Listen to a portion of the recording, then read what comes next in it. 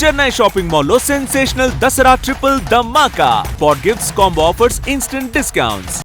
అప్పుడప్పుడు ఈ కళ్ళజోడు పెట్టుకుంటాను. ఇది నా రీడింగ్ గ్లాసెస్ కూడా.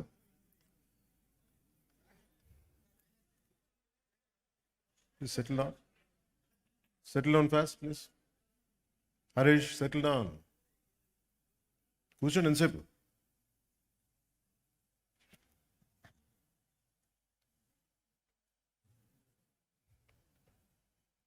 ఓజీ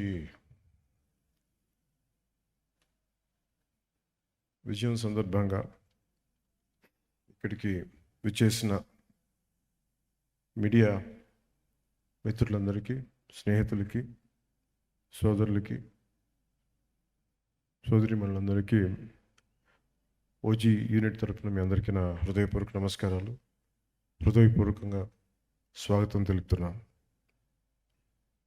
మా అందరికీ ఇది చాలా చక్కటి అనుభూతి.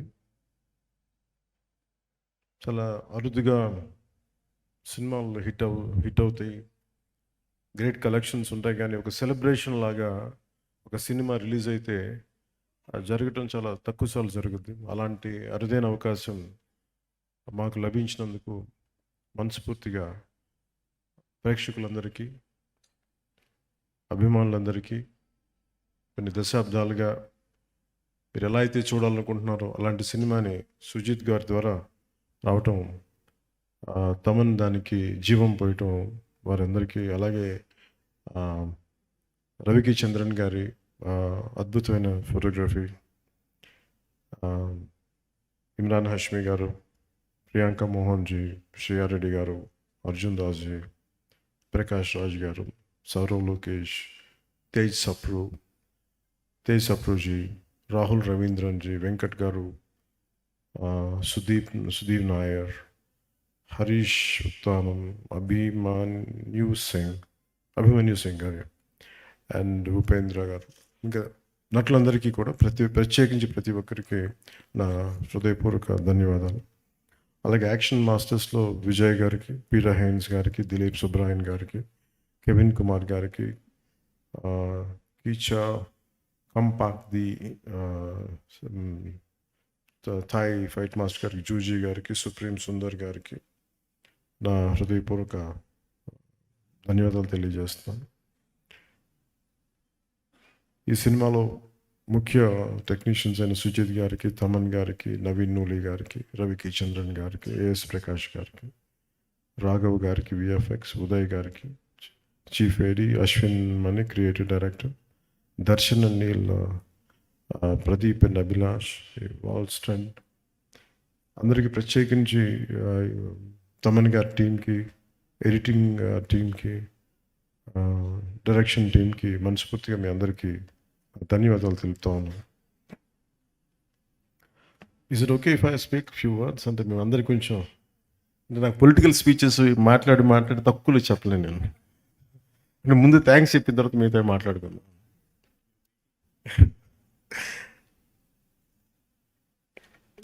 ఫిల్మ్ నాకు ఎప్పుడు మేబీ పాలిటిక్స్లో ఉండొచ్చు,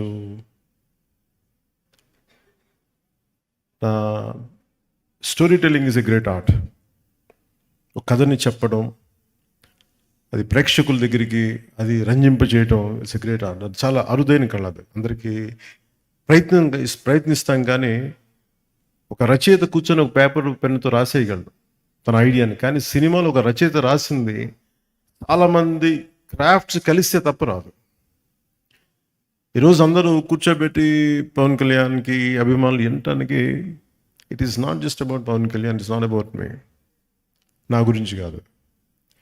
చాలామంది సమిష్టిగా కృషి చేస్తే తప్ప ఇలాంటి అరుదైన విజయం రాదు.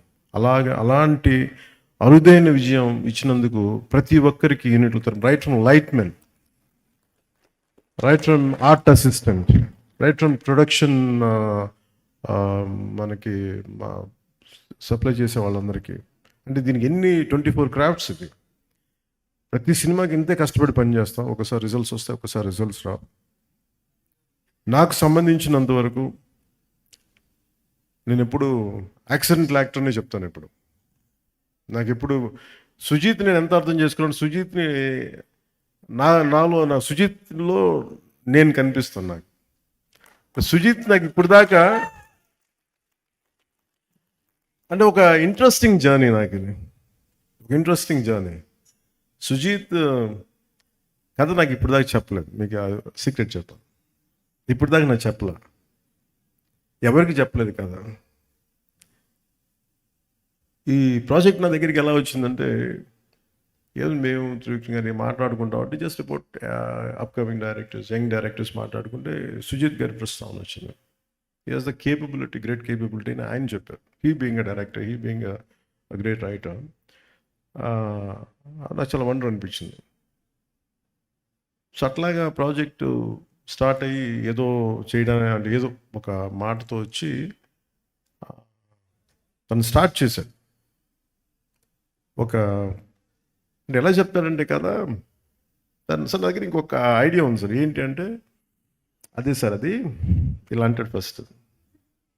అది ఏంటిదని నేను చూస్తున్నాను అంటే ఒకడు ఉంటాడనమాట అంటాడు, ఏ కళ్ళు లైట్లు తగ్గుతున్నాయా, నా కళ్ళు డిమ్ అవుతున్నాయి, నాకు అర్థం కాదు, తగ్గుతున్నాయా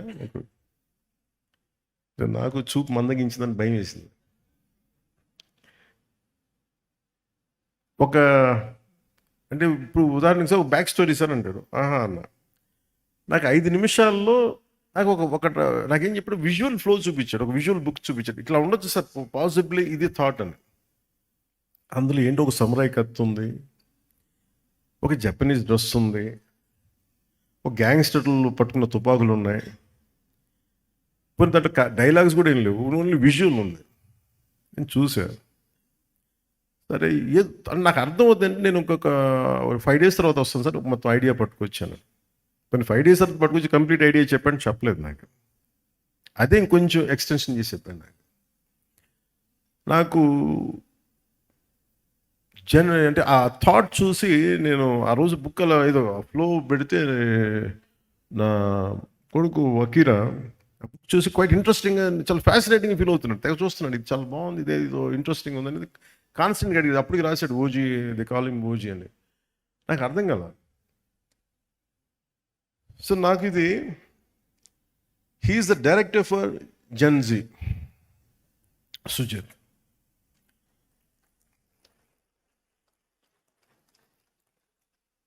అంటే టఫ్ ఫిల్మ్ మేకింగ్.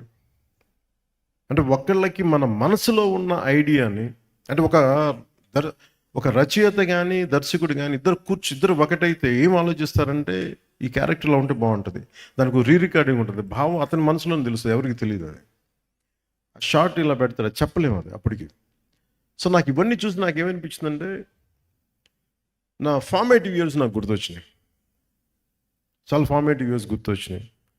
2021లో ఉన్నప్పుడు నా మైండ్ అసలు ఎక్స్ప్లోడింగ్ ఉండేది విజువల్స్ తోటి. ఇప్పుడు ఎవరితోనో మాట్లాడతామంటే, నువ్వే కొత్త, నీ ఐడియాలు కొత్త, నువ్వేం పని చేస్తావు అనేవాళ్ళు మా ఇంట్లో. ఓ పని చేయి, నువ్వే యాక్ట్ చేసుకుని నువ్వే చేసుకో, ఇప్పుడు భవిష్యత్తులో చూద్దాం అప్పుడు. అలాగా నా కెరీర్ అలా స్టార్ట్ అయ్యి నేను షార్ట్ ఫిల్మ్స్ తీసేవాడిని. ఈ న్యూయార్క్లో ఒక ఫిల్మ్ అప్రిసియేషన్ కోర్స్కి వెళ్ళడానికి, ఒక 3 month కోర్స్కి వెళ్ళడానికి ఒక షార్ట్ ఫిల్మ్ చేయమంటే అలా చిన్న షార్ట్ ఫిల్మ్ చేశాను. అలా నాకు ఈ చిన్న షార్ట్ ఫిల్మ్ ఫెస్టివల్స్కి వెళ్ళడానికి ఇవన్నీ నాకు అలవాటు అయిపోయి, అది నాకు కనిపించాడు. సుజిత్ అప్పటికి ప్రభాస్ గారితో సినిమా తీశాడు, ఇవన్నీ తెలిసినప్పటికీ కూడా నాకు తనలో ఉన్న ఎంతూజియాసం ఎలా అనిపించింది అంటే, చాలా క్వైట్ కంటీజియస్. అబ్బాయి ఏదో చెప్తున్నాడు కానీ భావం పూర్తిగా చెప్పలేకపోతున్నాడు, కానీ లోపల ఎంత ఉంది, అది it's like A volcano which is ready to explode. So నాకు అది కనిపించేది చూసి ఈ ఫిలిం స్టార్ట్ చేసినప్పుడు ఎవరిని రూపించేయాలంటే, మళ్ళీ ఒక సెల్యులాయిడ్ పోయెట్ రవికి చంద్రన్ గారు రైట్ అనిపించింది సినిమాకి.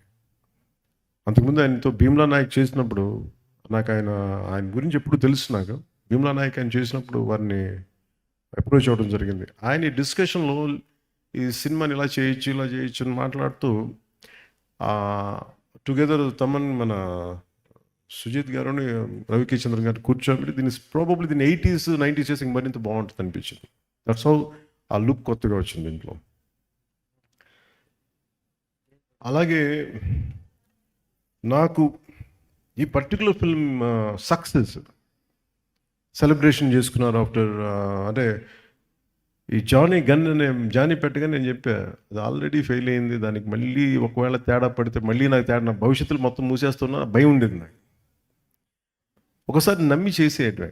నేను ఎప్పుడు భయపడలేదు సినిమా సక్సెస్ కానీ ఫెయిల్యూర్కి కానీ. ఈవెన్ రీసెంట్ హరిహర వీరమల్లు కూడా ఎప్పుడు బెస్ట్ ఇస్తాం. నేను ఎప్పుడు ఏం కోరుకుంటానంటే ఈ సినిమాని, నాకంటే ఇంతమంది సింగర్స్ ఉన్నారు, డైరెక్షన్ టీం ఇంతమంది, ఇంక్లూడింగ్ లిరిక్ రైటర్ లాంటి విశ్వ నాకు గోకులంలో సీత ఫంక్షన్కి అనుకుంటా కూర్చోబెట్టి, నాకు ఇతని అబ్బాయి ఇంగ్లీష్లో చాలా పాటలు పాడతాడు, నాకు మైకేల్ జాక్సన్ చాలా ఇష్టం, ఇలా బిల్లీ జీన్ పాట పాడతానంటే అతను కూర్చోబెట్టి పాడించాం ఆ రోజున. సో అలాంటి ఈ రోజున కూర్చోబెట్టే మంచి ఈ లిరిక్ రైటర్గా ఈ సినిమాకి ఇంత సక్సెస్ అందించడం అంటే నాకు ఒక ఆ జర్నీ తాలూకు గ్రోత్ అర్థమవుతూ ఉంటుంది. అంటే ఎక్కడో ప్రారంభమై మనందరం చిన్నగా ప్రారంభమై ఒక 2 decades తర్వాత హౌ డు వి ఎక్స్పాండ్, ఆ గ్రోత్ నాకు చాలా ఆనందాన్ని ఇచ్చింది. అలాగే ఈ సినిమాకి సంబంధించి నేను మొన్న చెప్పాను, నాకు team work is the key for any success. నేను చాలాసార్లు ఫెయిల్ అయింది ల్యాక్ ఆఫ్ టీమ్ వర్క్. నా ఎఫర్ట్స్ ఎప్పుడు తగ్గవు. నా ఎఫర్ట్స్ ఈ సినిమాకి ఎంత పెట్టిన అన్ని సినిమాలకి ఇంత పెట్టి ఒక ఇంచు కూడా, ఇన్ఫాక్ట్ చెప్పాలని నాకు అంత బరువు ఇవ్వలేదు సుజిత్ ఈ సినిమా మేకింగ్లో. మిగతా సినిమాలు చేసినప్పుడు టన్నుల బరువు మీద వేసుకుని అంత పని చేసామండి. రిజల్ట్ అంటే మొత్తం ఒక టన్ను తవ్వితే పిసరంత రిజల్ట్ కనిపించేది. అలాంటి ఈ సినిమా సక్సెస్ సుజీత్ ఎక్కడో ఒక కాన్సెప్ట్ స్టార్ట్ చేసి, ఒక విజువల్ స్టార్ట్ చేసి, ఒక చిన్నపాటి విజువల్తో స్టార్ట్ చేసిన కథ ఎంతమంది చేరారు ఈరోజు మనందరికీ తెలుస్తుంది. స్టేజ్ మీదకి ఎంతమంది ఆర్ట్ డైరెక్షన్ డిపార్ట్మెంట్ నిద్రాహారాలు మానేసి. అలాగే తమన్ అంటే brilliant piece of work. Thaman నాకు ఎలా తెలుసు అంటే, మణిశర్మ గారి దగ్గరికి నేను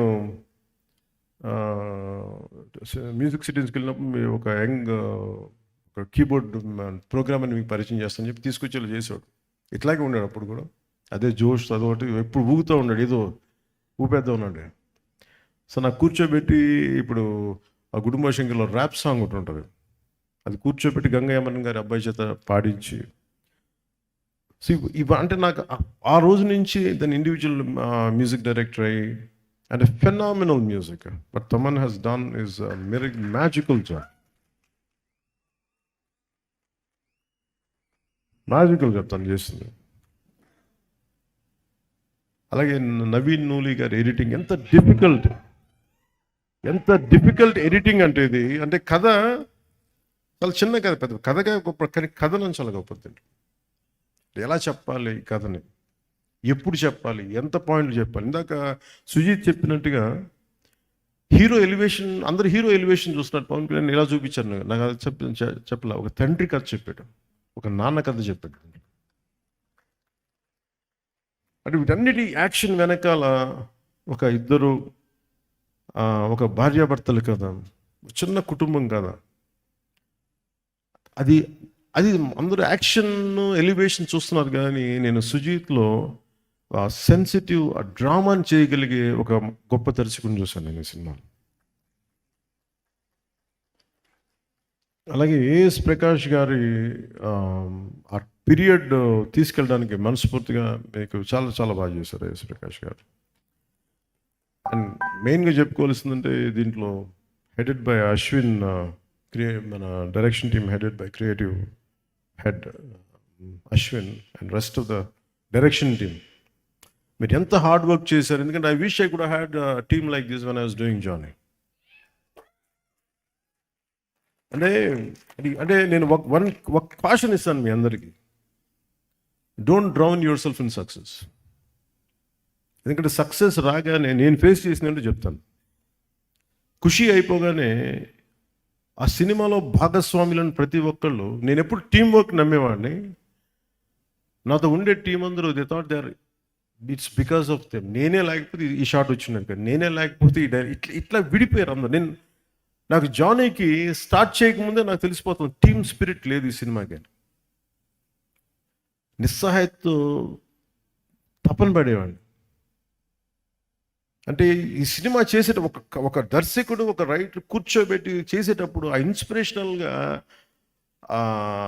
కథని తీసుకెళ్లేటప్పుడు ప్రతి ఒక్కరు పక్కనే ఉండాలి, ఇంకా బాగా చేయగలం, దీన్ని ఇలా చేద్దాం, ఈ చేద్దాం, ఇంకొంచెం ఇంప్రూవైజ్ చేద్దామా, లేదంటే ఆ డైరెక్టర్కి ఉన్న విజన్ని మిగతా వాళ్ళు కనుక వెనక్కి లాక్కుండా ఉంటే చాలు, you will take it forward. So నాకు ఆ లోటు ఉండిపోయింది, నాకు జానీ నుంచి నిస్సహాయత ఉండిపోయింది. అంటే ఈ సినిమా తాలూకు ఏంటంటే ఒక స్టాండర్డ్ సినిమా కాదు, but it is an actual regular commercial cinema with lot of beautiful action sequences, drama, design, action అంటే well designed choreography, action choreography. కానీ ఎక్కడ కూడా ఒక ఫార్మాట్లో ఉండదు, ఒక రెగ్యులర్ కథలా మన తెలుగు సినిమాలో ఉండే కథలాగా నెరేటివ్ స్టైల్ అలా లేదు. అది తీసుకురావడంలో Sujeeth has done 200% job, fantastic. అంటే నేను బేసిక్ నేను యాక్టర్ కంటే నాకు మొదట నాలో రెస్పాన్స్ ఉండేది సినిమా చూస్తున్నప్పుడు, కానీ నేను ఈ సినిమా చూసినాలో ఒక టెక్నికల్ మనిషే ఉంటాడు బయట. సో నాకు యాక్టర్ కంటే ఫస్ట్ నాలో ఉండే ఈ టెక్నీషియనే ఉంటాడు ముందు. పాసిబిలిటీ ఉన్నప్పుడు చదువుతాను, పాసిబిలిటీ ఉన్నప్పుడు సినిమాలు చూస్తుంటాను. So quite updated, I keep on updating myself. అందుకు నాకు తమన్ని మన సుజీత్ని చూస్తూ ఉంటే what a brilliant young director అనిపించేది నాకు. వాట్ ఎ బ్రిలియంట్ గా. అంటే దానికి ఇందాక తను చెప్తా, నేను ఇది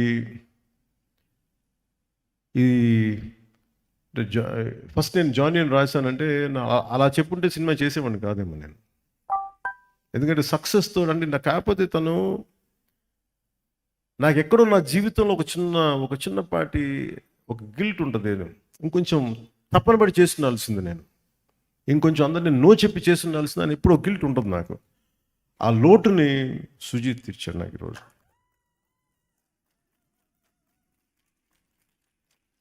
అలాగే మీ టీం అందరికీ కూడా today this success, especially for direction team, editing team, anyone who, all the newcomers, all the youngsters, I wish you bright future, అంటే థండరస్ ఫ్యూచర్ని కోరుకుంటున్నాను మీ అందరు. కాదు ఒక్కటి గుర్తుపెట్టుకోండి, don't get carried away by success. సక్సెస్లో వస్తాయి, వెళ్ళిపోతాయి. It's not about collections, it's not about thing, it's how well you have the ability to tell a story.